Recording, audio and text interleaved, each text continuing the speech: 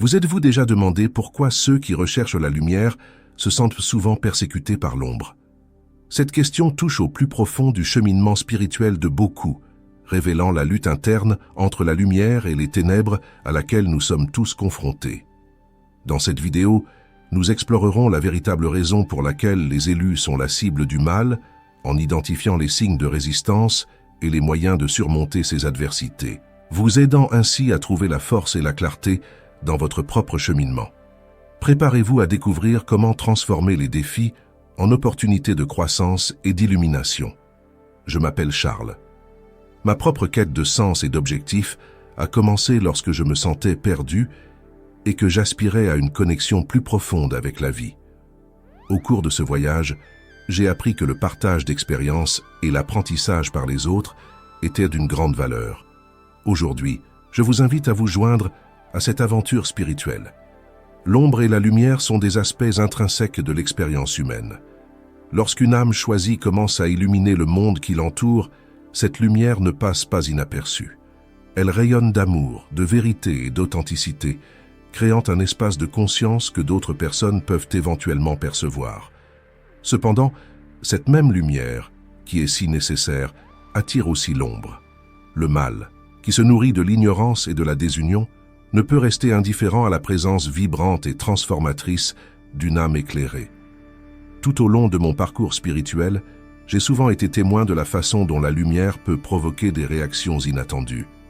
Lorsque j'ai pratiqué la méditation et cherché à élargir ma conscience, j'ai réalisé que je n'attirais pas seulement des personnes en quête de connaissance et de croissance, mais aussi celles qui se sentaient menacées par ma quête. C'est un phénomène intéressant. Lorsque nous devenons plus authentiques et sincères, nous pouvons, sans le vouloir, déclencher la fureur de l'ombre chez les autres. Ce que nous faisons à l'intérieur se répercute dans le monde qui nous entoure. Cette dynamique m'a appris que la persécution n'est pas nécessairement le reflet de quelque chose qui ne va pas en nous, mais plutôt une réponse naturelle à la lumière que nous émanons. L'ombre, qui symbolise la peur, l'insécurité et la résistance au changement, cherche à éteindre cette lumière parce qu'elle représente une menace pour le statu quo. Il est essentiel de comprendre que ces attaques peuvent venir d'endroits inattendus, parfois de personnes très proches qui ne peuvent ou ne veulent pas accepter la transformation que la lumière apporte. Par conséquent, lorsque nous rencontrons une résistance, nous devons nous rappeler qu'il s'agit d'un reflet de la lutte interne de quelqu'un d'autre. Lorsque nous considérons éveil de la conscience, il est presque impossible d'ignorer l'impact qu'il a sur les différents niveaux de la société. Les élus, dans leur quête de vérité et d'amour, deviennent des catalyseurs du changement. Cette recherche provoque souvent un malaise dans les systèmes qui prospèrent dans la stagnation et l'ignorance. La résistance au changement est une réaction courante. Lorsque les gens se sentent menacés par de nouvelles idées ou une nouvelle façon de voir le monde, la réaction peut prendre la forme d'une persécution. Un jour, alors que je partageais avec un groupe une nouvelle perspective sur la vie et la spiritualité, je me suis rendu compte que beaucoup étaient ouverts, mais que certains se sentaient si mal à l'aise qu'ils ont commencé à me critiquer. Cette expérience m'a amené à réfléchir à la manière dont le simple fait de mettre en lumière la vérité peut être perçu comme un affront à l'inertie collective. Lorsque nous devenons fidèles à notre essence, nous remettons en question les normes et les croyances établies, ce qui peut être déstabilisant pour ceux qui préfèrent rester dans leur zone de confort. Il est essentiel qu'en tant que chercheurs de lumière, nous soyons conscients que notre voyage peut avoir un impact non seulement sur nous-mêmes, mais aussi sur ceux qui nous entourent. Cet impact peut générer de l'inconfort, mais il peut aussi être le germe d'une transformation profonde. Face à la résistance, nous devons maintenir notre foi et notre détermination. Le chemin de l'éveil est souvent solitaire, mais il est vital de se rappeler que nous contribuons à un bien plus grand. La persécution est souvent une forme de test spirituel. À travers l'adversité, nous sommes invités à renforcer notre foi et notre résistance. Les défis que nous rencontrons, loin d'être des obstacles, peuvent être considérés comme des opportunités de croissance. Au lieu de succomber à la peur ou au doute, nous pouvons choisir d'utiliser ces expériences comme des tremplins pour notre évolution. Je me souviens d'une époque où j'ai dû faire face à de sévères critiques pour avoir exprimé ma vérité. Au lieu de me laisser abattre, J'ai décidé d'utiliser cette douleur comme un outil de connaissance de soi. Grâce à la méditation et à l'introspection, j'ai commencé à réaliser que chaque attaque reflétait non seulement la résistance des autres, mais aussi les domaines sur lesquels je devais encore travailler intérieurement. Ce voyage intérieur m'a renforcé et m'a aidé à me connecter encore plus à l'essence divine qui m'habite. Il existe de nombreux chemins vers l'illumination, mais ils impliquent tous un engagement envers l'amour. Les élus choisissent souvent d'aimer inconditionnellement, même ceux qui les persécutent. Ce choix de l'amour, plutôt que de la haine ou du ressentiment, défie la peur et l'obscurité. La lumière qui émane de cet amour peut provoquer des réactions de défense, mais elle peut aussi inspirer la transformation. L'amour est une force puissante, capable de guérir et de transformer. Lorsque nous choisissons d'aimer, même dans l'adversité, nous ne nous protégeons pas seulement nous-mêmes, mais nous faisons aussi de la place pour que les autres voient la lumière. Cette pratique peut être difficile, mais elle est essentielle. En aimant inconditionnellement, nous devenons des exemples vivants de la possibilité d'une réalité supérieure. Le fait d'être en connexion profonde avec le divin fait également des élus des cibles. Le mal, qui opère dans l'obscurité, craint la lumière que ces êtres émettent. Lorsque la connexion avec le divin devient forte, il y a une influence qui transcende l'individu et touche beaucoup de monde. Cette influence ne passe pas inaperçue et le mal, sous ses différentes formes, cherche à la faire taire. C'est pourquoi, lorsque nous nous trouvons dans des situations de persécution, il est vital de se rappeler que cela peut être un signe que nous sommes sur le bon chemin. La lumière que nous émettons est une invitation à la transformation, tant pour nous que pour ceux qui nous entourent. Notre tâche consiste à rester inébranlable dans notre mission, même lorsque nous sommes mis au défi. Le voyage est long et souvent difficile, mais c'est grâce à lui que nous devenons qui nous sommes vraiment. Chaque expérience, chaque défi, chaque acte d'amour inconditionnel est une occasion de croissance et d'évolution. Si vous vous sentez appelé à faire briller votre lumière dans le monde, le challenge spirituel de 21 jours est fait pour vous. Il s'agit d'une invitation à approfondir votre voyage de connaissance de soi et de transformation en affrontant les ombres et en réveillant votre vrai moi. Vous voulez savoir comment? Jetez un coup d'œil au lien dans le premier commentaire et découvrez-le. Authenticité et non-conformité. Vivre en accord avec sa véritable essence est un acte de courage et d'authenticité qui ne passe pas inaperçu dans le monde qui nous entoure. Lorsqu'une personne s'engage à être fidèle à elle-même, elle remet inévitablement en question les normes sociales et les croyances établies. Cette authenticité est le reflet de la lumière intérieure qui brille de mille feux, mais elle peut aussi être perçue comme une menace par ceux qui préfèrent le conformisme et la sécurité de la routine. Au cours de mon propre parcours, je me suis rendu compte que la recherche de l'authenticité fait souvent surgir des tensions et des conflits. À plusieurs reprises, lorsque j'ai partagé mes visions et mes valeurs avec mes amis et ma famille, j'ai été confronté à des réactions négatives.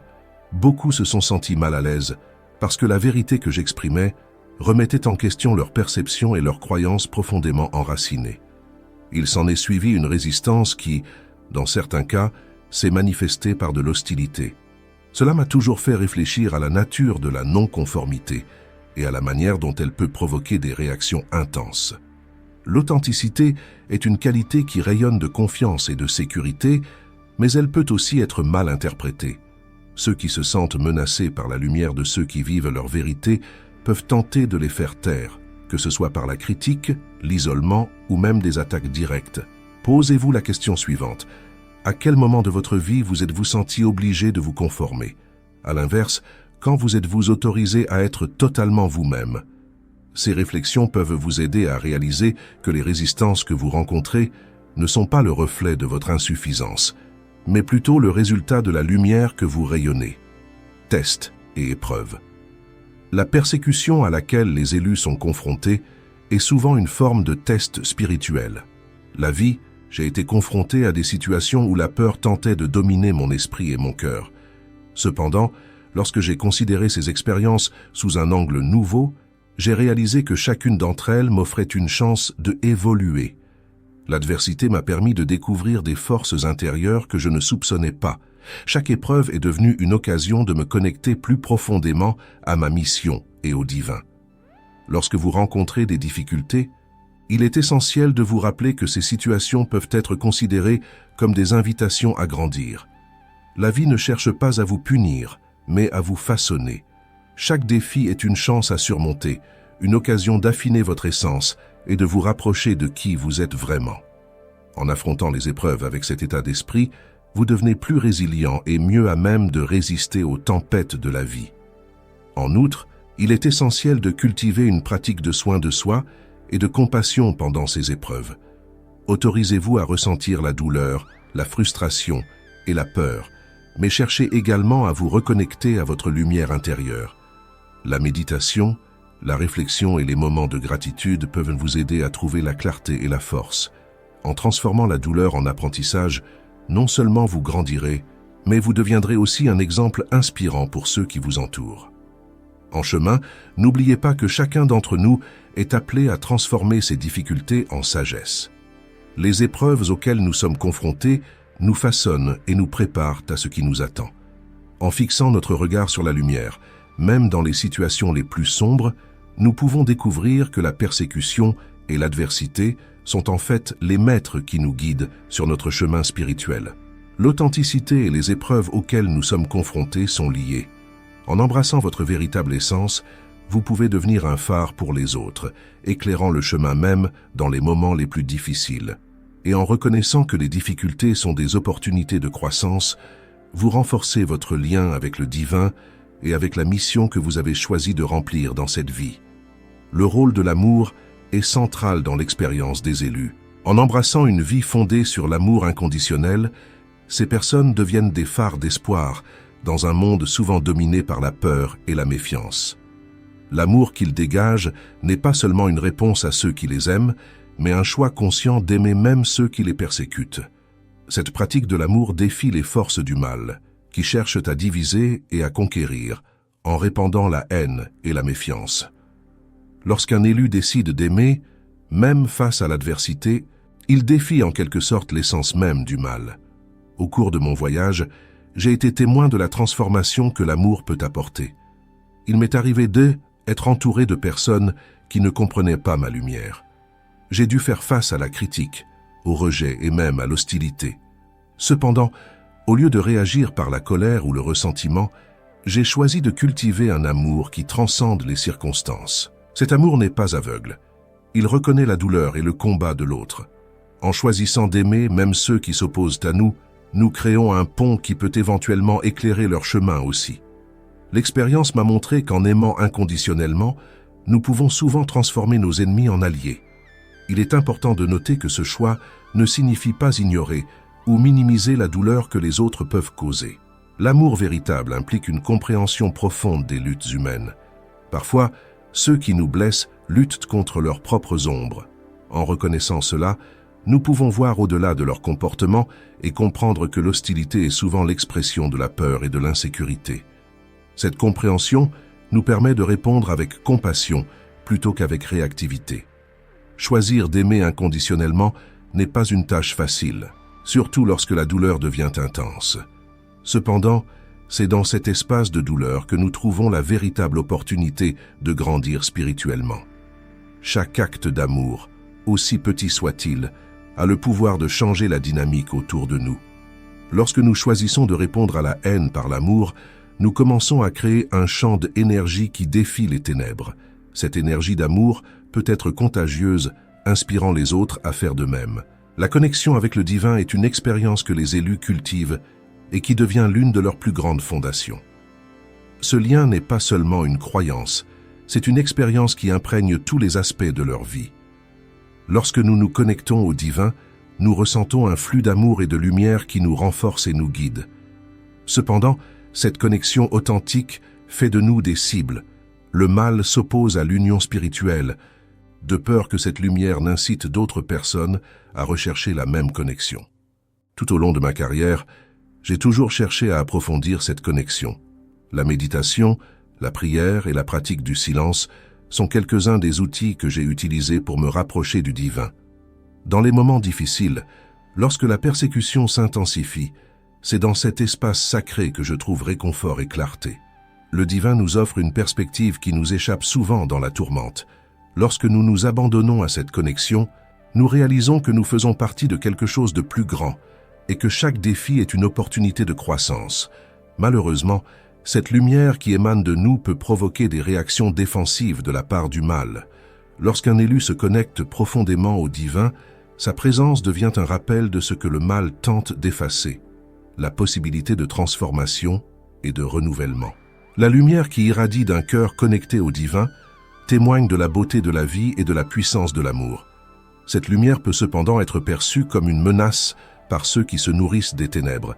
Il est essentiel de se rappeler que cette persécution, bien que difficile, est une validation de notre choix spirituel. Lorsque nous devenons des cibles, c'est le signe que nous faisons quelque chose de vraiment important. Les forces du mal sont réactives. Elles se déplacent en réponse à la lumière. La persécution peut donc être considérée comme un reflet de l'importance de notre mission. Chacun d'entre nous a le pouvoir d'influencer et d'inspirer. Et c'est cette influence qui provoque souvent la résistance. Les élus sont également mis au défi de garder la foi au milieu de l'adversité. La connexion avec le divin leur rappelle qu'ils sont exactement là où ils doivent être. Cette confiance dans le voyage, même lorsque les chemins sont sombres, est fondamentale. En restant connectés, ils peuvent utiliser ces expériences difficiles comme des occasions d'approfondir leur compréhension spirituelle et leur résilience. Se connecter au divin n'est pas seulement une bénédiction, c'est aussi une responsabilité. Ceux qui ont choisi ce voyage sont appelés à partager leur amour et leur lumière avec le monde. Grâce à ce partage, ils peuvent inspirer d'autres personnes à rechercher leur propre connexion et à devenir des phares de lumière dans leur communauté. De cette manière, la persécution peut devenir un catalyseur de changement, non seulement dans leur vie, mais dans la vie de beaucoup d'autres. Grâce à la pratique de l'amour inconditionnel et à la recherche d'une connexion avec le divin, les élus ont le pouvoir de transformer l'adversité en force. Le chemin peut être semé d'embûches, mais chacun d'entre nous est capable de vaincre les ombres qui tentent de nous réduire au silence. En nous unissant dans l'amour et la lumière, nous pouvons créer un monde où l'obscurité ne prévaut pas. C'est dans cet espace d'unité que nous trouvons la véritable essence de ce que signifie être choisi. Et n'oubliez jamais, votre amour et votre lumière peuvent être la clé qui ouvre les portes aux autres, les incitant à les rechercher et à se joindre à ce voyage de transformation spirituelle, influence et pouvoir. Lorsque les élus commencent à briller, leur lumière devient un phare pour ceux qui les entourent. Cette influence positive est le reflet de leur connexion à la vérité et à l'amour. Cependant, cette même lumière génère une réaction dans le monde qui les entoure. Le mal n'est pas seulement une force extérieure, il se manifeste aussi dans les structures de contrôle qui imprègnent la société, dans les croyances limitatives qui emprisonnent les âmes et dans les manipulations qui cherchent à maintenir l'ignorance et le conformisme. Ainsi, la montée des élus, qui apporte avec elle la possibilité de transformation et de libération, est perçue comme une menace directe pour ces forces. Au cours de mon voyage, j'ai été témoin de la façon dont l'énergie de l'amour et de l'authenticité peut transformer les environnements. Lorsque je me suis permis d'être un canal pour cette lumière, les gens autour de moi ont commencé à s'ouvrir, à s'interroger, à chercher davantage. Cet éveil n'est pas passé inaperçu. Certaines personnes se sont senties menacées par ce changement. Leur confort a été remis en question. La résistance s'est manifestée sous diverses formes, de la critique subtile à l'attaque ouverte. Cette persécution, bien que douloureuse, était un signe clair que quelque chose de plus grand était en jeu. J'ai réalisé que mon influence était puissante et que la lumière que j'émettais déstabilisait en fait les ombres. Il est essentiel de comprendre que la persécution ne doit pas être perçue uniquement comme une attaque, mais aussi comme une opportunité de croissance. Chaque critique, chaque tentative de faire taire la lumière est une occasion de réaffirmer sa raison d'être. La force des élus réside dans leur capacité à rester fermes dans leur vérité, même face à l'adversité. Ce faisant, non seulement ils se renforcent eux-mêmes, mais ils montrent aussi la voie aux autres. Chacun d'entre nous possède une voix unique et le pouvoir d'influencer la réalité qui l'entoure. En embrassant cette vérité, nous devenons des catalyseurs du changement. Et le mal devient encore plus actif en essayant de faire taire cette voix. Il est donc important de cultiver la résilience, Face à la résistance et à la persécution, rappelez-vous que vous êtes une extension du divin. Votre authenticité et votre lumière sont nécessaires dans ce monde. Permettez-vous d'être un agent de changement, même si vous devez faire face à l'opposition. La véritable force vient de l'intérieur, et lorsque vous vous connectez à cette force, les ombres se dissipent. L'influence que vous exercez peut créer des vagues de transformation qui vont bien au-delà de ce que vous pouvez imaginer. Elle, éveil collectif. Au fur et à mesure que les âmes éveillent, la dynamique spirituelle de la collectivité se transforme. Lorsque les élus se connectent à leur véritable essence, ils deviennent des phares d'espoir et d'inspiration. Cette énergie ne se limite pas aux individus, elle s'étend, touchant les communautés, les cultures et même les nations. Cependant, cet éveil collectif n'est pas toujours bien accueilli par les forces qui se nourrissent de l'ignorance et de l'oppression. Le mal devient plus actif, cherchant à maintenir le statu quo, et les élus, qui représentent cette nouvelle possibilité, deviennent souvent la cible de ces persécutions. J'en ai fait l'expérience lorsque, alors que je partageais un message d'amour et d'unité, la résistance s'est manifestée de manière inattendue. Certaines personnes, auparavant neutres, ont commencé à mettre en doute mon intention, à discréditer mes expériences et à essayer de me faire taire. C'était comme si la lumière que j'irradiais remettait en question l'obscurité qu'ils préféraient de garder intacte. Je me suis rendu compte que cette résistance était le reflet de la peur de perdre le contrôle, la peur de se confronter à la vérité et, surtout, la peur de la transformation qui pourrait s'opérer. L'éveil collectif est une force puissante qui peut démanteler les structures d'oppression.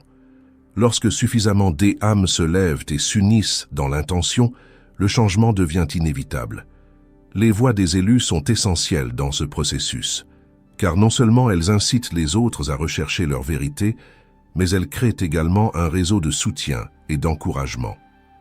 Lorsque nous nous unissons dans notre mission, la lumière que nous émettons devient encore plus intense, et l'ombre qui tente de nous faire taire commence à reculer. La persécution à laquelle les élus sont confrontés est donc un signe que nous sommes sur le bon chemin. Chaque défi, chaque critique et chaque tentative de nous faire taire nous rappellent que nous contribuons à quelque chose de bien plus grand. C'est un appel à rester ferme dans notre lumière et notre vérité. Lorsque nous nous unissons dans un but précis, nous transformons l'adversité en un catalyseur de changement. Encouragez-vous non seulement à reconnaître votre lumière, mais aussi à la partager avec le monde.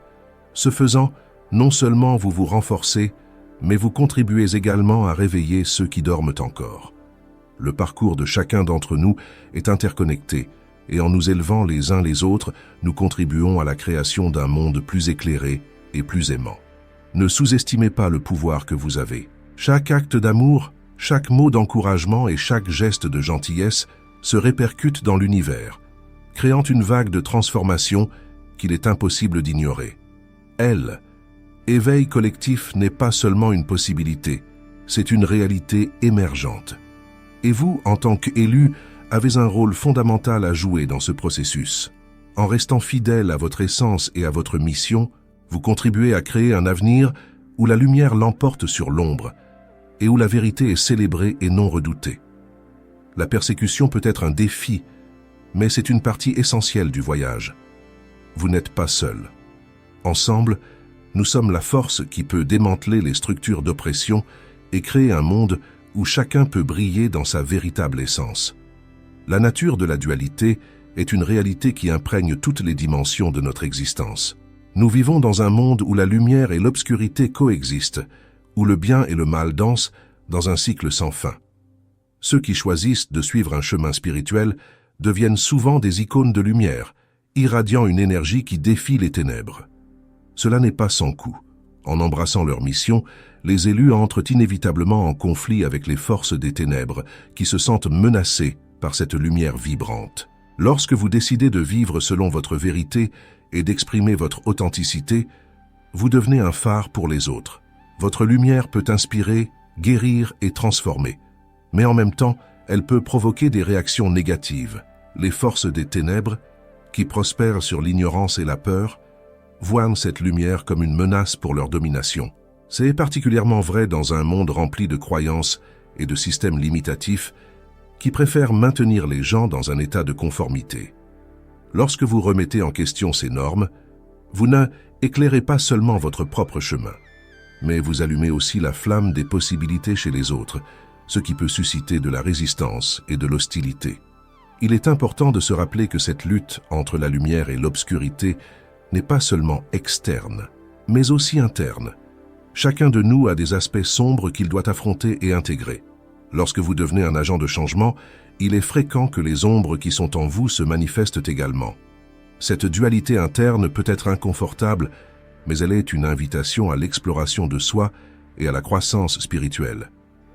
Affronter ses propres ombres permet de mieux comprendre celles qui existent dans le monde qui nous entoure. L'acceptation de cette dualité est essentielle à votre développement spirituel. En reconnaissant que la lumière et l'obscurité font partie intégrante de l'expérience humaine, vous pouvez apprendre à naviguer dans cette danse avec grâce et sagesse. Cela implique de cultiver la compassion, à la fois pour vous-même et pour les autres. Lorsque vous rencontrez de la résistance et de l'hostilité, il est essentiel de vous rappeler que beaucoup luttent simplement avec leurs propres ombres. Votre lumière peut servir de guide, mais elle peut aussi être une cible. La transcendance est l'un des plus grands cadeaux que vous puissiez vous offrir à vous-même et aux autres. En surmontant les adversités qui surgissent grâce à votre lumière, non seulement vous vous renforcez, mais vous devenez aussi un exemple de résilience et d'amour. Cela ne signifie pas que le chemin sera facile.